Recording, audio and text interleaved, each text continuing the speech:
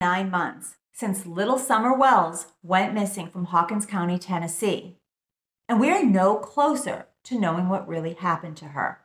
Or are we? You see, in this story, somewhere between the he said, she said, may lie the truth. In psychology, there is something called the grain of sand truth.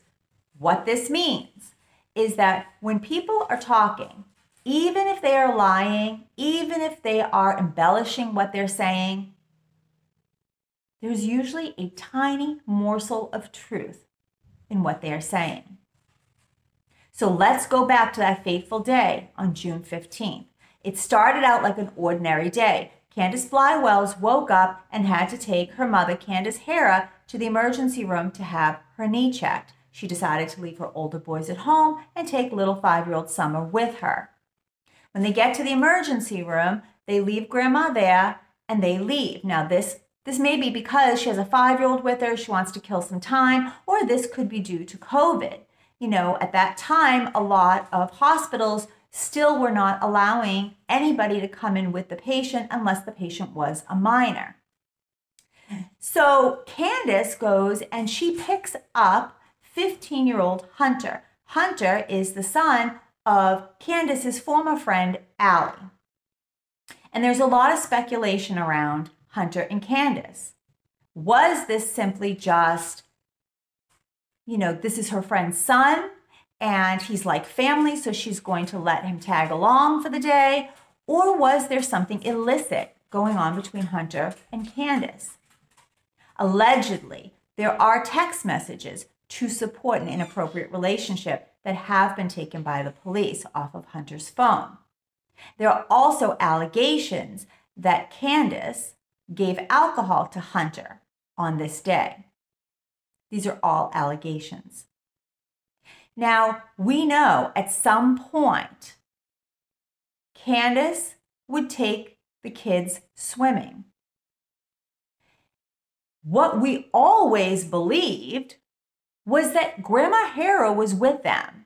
So the timeline would mean that would be after Grandma was done at the hospital. But that story has recently been called into question.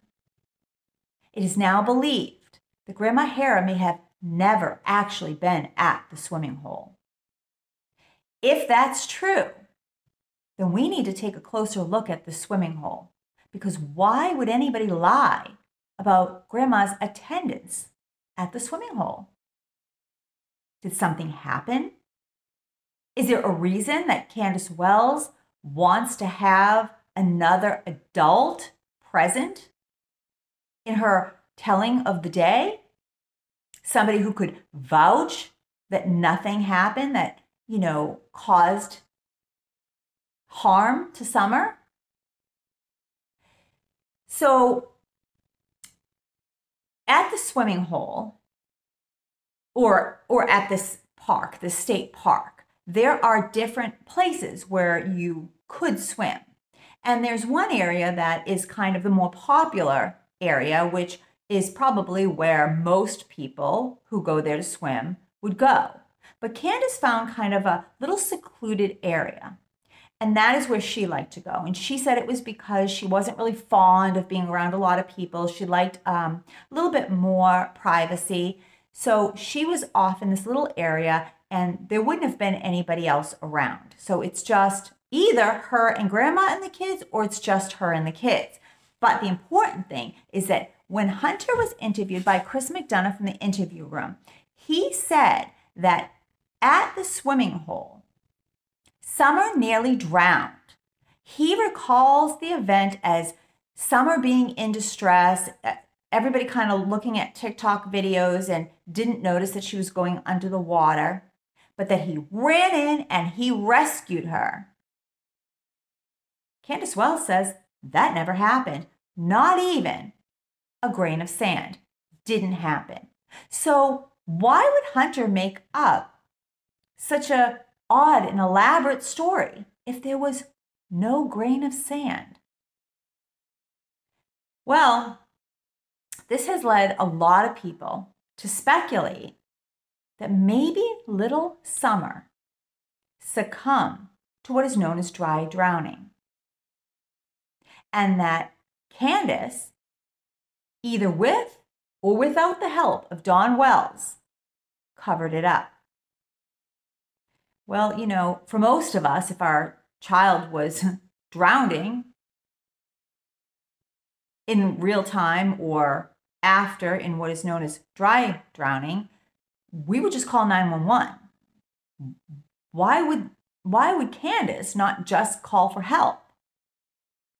A lot of people suspect that it may be because either A, she was under the influence of drugs or alcohol, or B, because she had an open CPS case and she thought that, you know, this would be considered negligence and she might be at risk of losing her other children.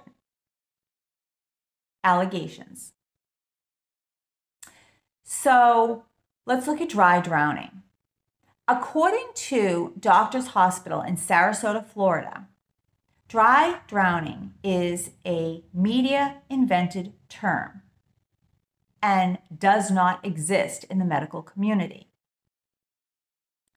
And there is some debate in the medical community over whether or not dry drowning actually even exists. What is it? Well, the doctors at Doctors Hospital explained to me that if a child is submerged underwater, the natural reaction of the body is for them to close their mouth. And in almost all cases, this would happen. And that would mean that water really wouldn't get into their lungs. In very rare cases, if the child's mouth opens and water gets on the lungs, then later on, they're going to have a problem. So when we think about the way that Hunter told the story, I'm picturing Summer, you know, bobbing up and down, you know, trying to stay afloat, maybe even yelling for help.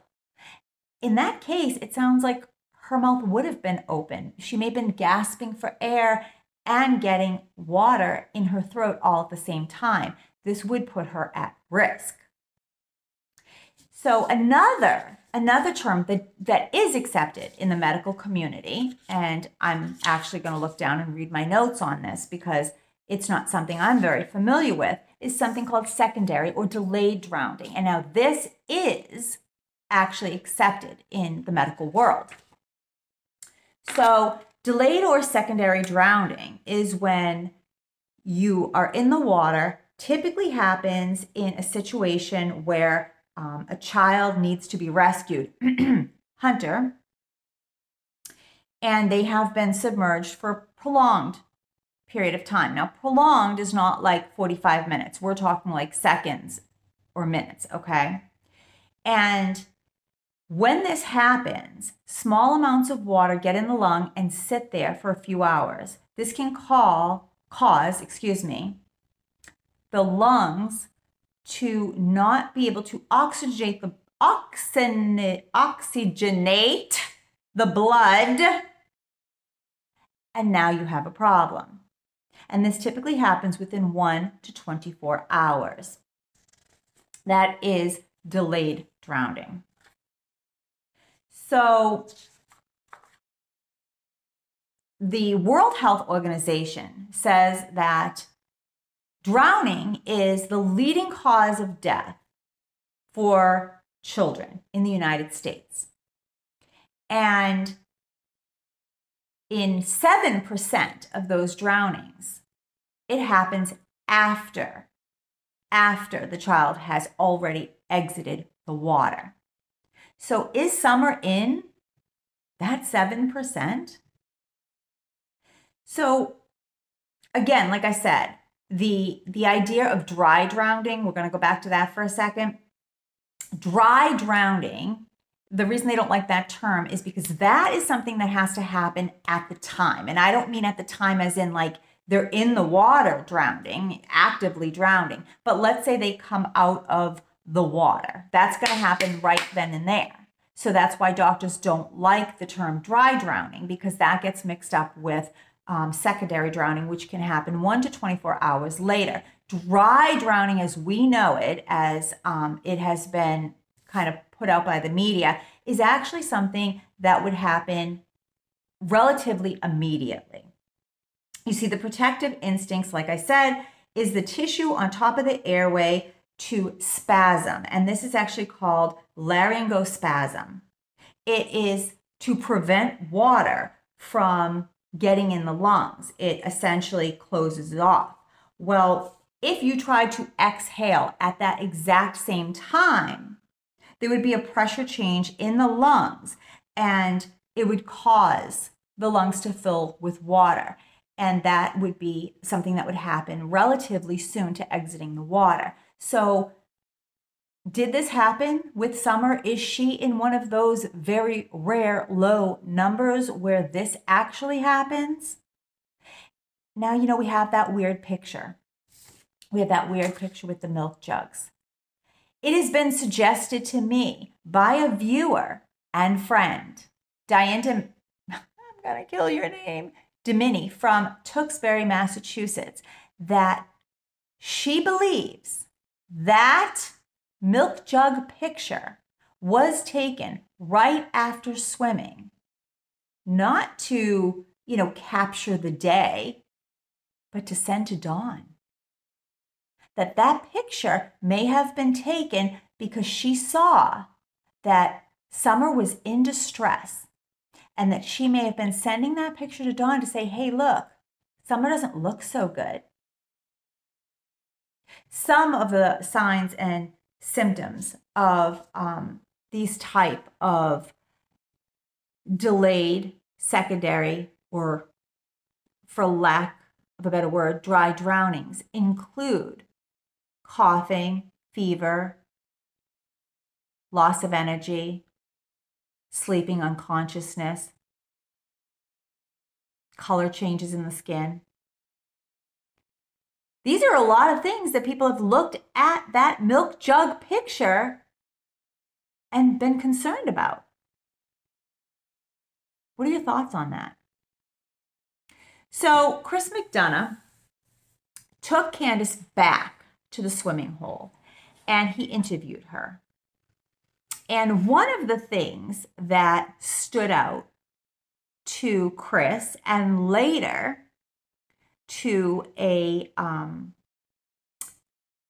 person who looks at body language and verbal language for clues of deception, was that Candace described a moment when she was at the swimming hole as being in slow motion.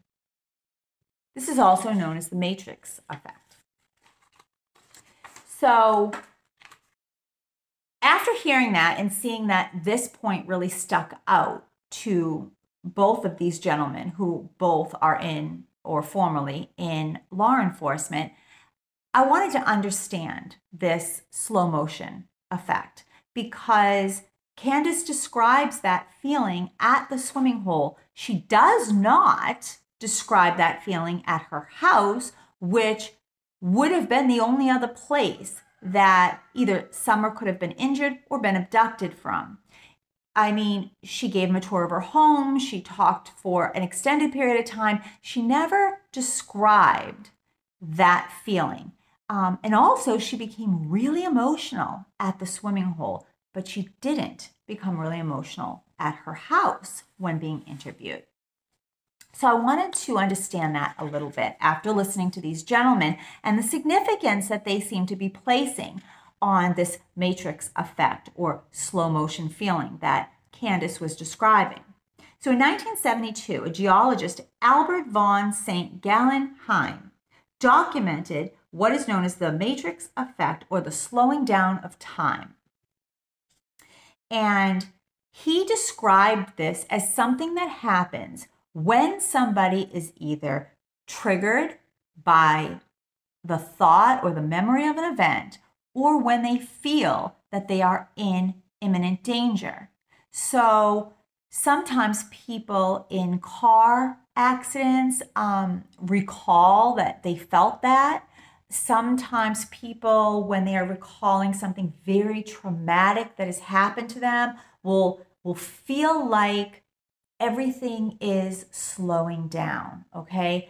They may have felt that way at the time of the incident, or they may even feel that way when recalling the incident. And this seems to be what happened to Candace. It is also linked to PTSD. Well, I would think that if your child drowned or drowned shortly thereafter, being in that swimming hole, then you would have PTSD from it, and that being back in that spot may trigger you. So, what do we make of this? What do we make of this? Do we think that the answer is much simpler than we first thought? That, we've spent all this time talking about everything that happened when they got home, and, was she abducted? Was she not abducted? Did an accident happen? Did she wander away? Did Dawn do something to her? When all along, the truth may be in the first couple of hours of that day.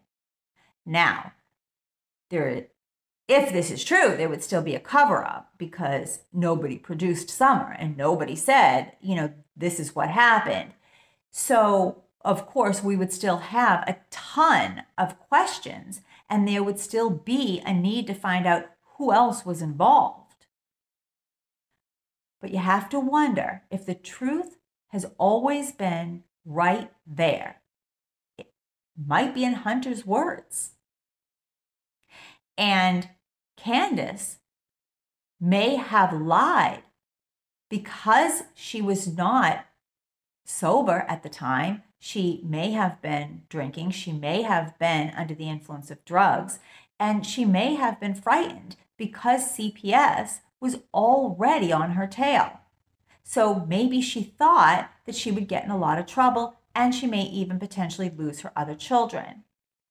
And this milk jug photo, is it a photo that Candace took because she just wanted to show how cute Summer was when she was sleeping on 2 gallons of milk in the back seat on the way home from swimming? Or was that photo, as one of our viewers, Diane, suggested, a photo taken to send to Dawn to say, hey, Summer doesn't look so good. I think she needs to go to the hospital. Because remember, Grandma Hera's confidant, allegedly, that has come forward, said that the baby was not feeling well, and that Candace reached out to Dawn asking if she should take him to the hospital, and that Dawn met up with Candace to assess Summer's condition. Is that because he saw this milk jug photo and thought, holy crap, she doesn't look so good, bring her to me so I can see? And what was the condition of the baby when she got to Dawn? Was she alive? Was she near death? Or is this whole thing wrong? Is this totally going in the wrong direction? Did Hunter just make up the story? Was it true but irrelevant? Did Summer make it back to the house? Is the truth in the hours following the errands and the swimming back at home? You tell me what your thoughts are. But we're going to go back to the beginning, and we're going to start looking at everybody's conversations and find those grains of sand truth. What do you think about Hunter's? Is there a little bit of truth in what he's saying? Tell me what you think. I'll see you soon. Bye.